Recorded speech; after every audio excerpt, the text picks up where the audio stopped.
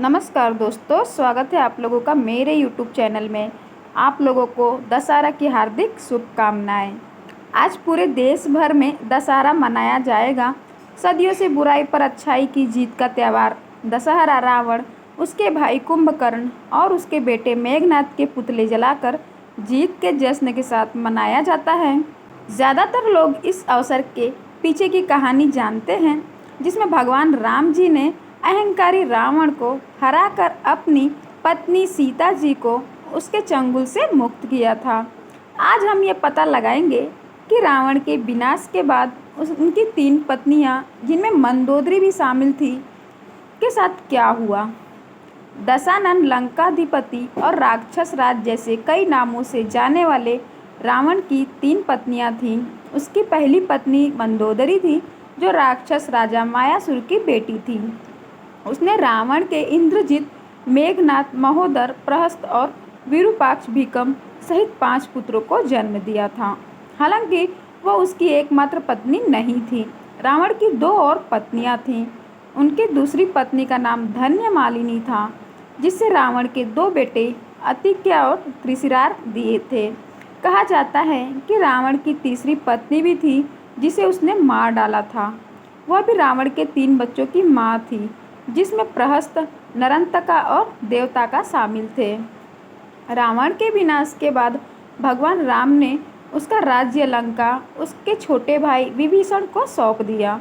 उन्होंने मंदोदरी के सामने रावण के छोटे भाई विभीषण से विवाह करने का भी प्रस्ताव रखा था, लेकिन उसने प्रस्ताव ठुकरा दिया, क्योंकि वह उसका देवर था और मंदोदरी पतिव्रत धर्म के सिद्धांतों का सख्त पालन करती थी। उनका विश्वास इतना दृढ़ था कि उन्हें अक्सर देवी अहिल्या से तुलना की जाती थी। बताते हैं कि मंदोदरी एक कुशल ज्योतिषी थी और विभीषण से विवाह करने के नैतिक, तार्किक और धार्मिक पहलुओं को पहचानती थी। वाल्मीकि रामायण में रावण की मृत्यु के बाद उसकी रानी मंदोदरी के जीवन में अधिक जानकारी नहीं दी गई है। वाल्मीकि रामायण में रावण के मृत्यु के बाद उसकी रानी मंदोदरी के जीवन के बारे में अधिक जानकारी नहीं दी गई है।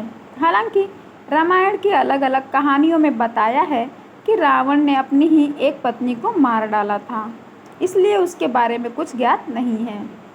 बताते हैं कि रावण के परिवार में केवल रावण की पत्नी मंदोदरी और भाई विभीषण ही ऐसे सदस्य थे जिन्होंने सीता के अपहरण और भगवान राम के साथ युद्ध का विरोध किया था।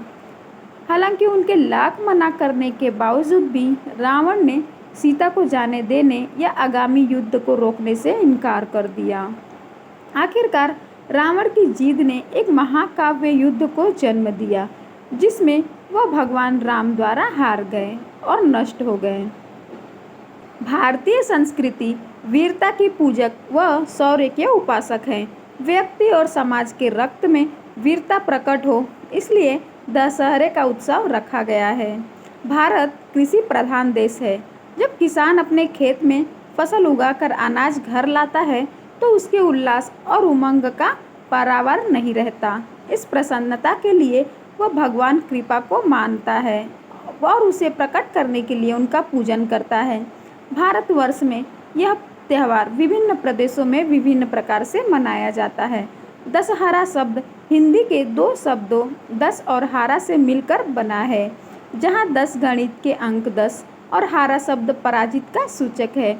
इसलिए यदि इन 2 शब्दों को जोड़ दिया जाए तो दशहरा बनता है, जो उस दिन का प्रतीक है जब 10 सर वाले दुष्ट रावण का भगवान राम ने वध कर दिया था।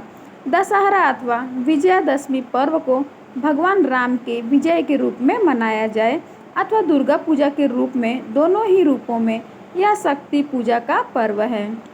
शस्त्र पूजन की तिथि हर्ष और उल्लास तथा विजय का पर्व है। दशहरा भारत के सबसे महत्वपूर्ण त्योहारों में से एक है। इसी दिन भगवान राम ने बुराई के प्रतीक 10 सर वाले रावण का संहार किया था, तो देवताओं को हराकर स्वर्ग पर अधिकार करने वाले महिषासुर का 10 दिन तक चले भयंकर युद्ध के बाद माँ दुर्गा ने वध किया था। इसलिए इसको विजयादशमी के नाम से जाना जाता है। आश्विन मास के शुक्ल पक्ष की 10वीं तिथि को इसका आयोजन होता है। इसे असत्य पर सत्य की विजय के रूप में मनाया जाता है। इसलिए इस दिन लोग नया कार्य प्रारंभ करते हैं। इस दिन शास्त्र पूजा की जाती है। इस दिन जगह जगह मेले लगते हैं। रामलीला का समापन होता है। रावण का विशाल पुतला बनाकर उसे जलाया जाता है।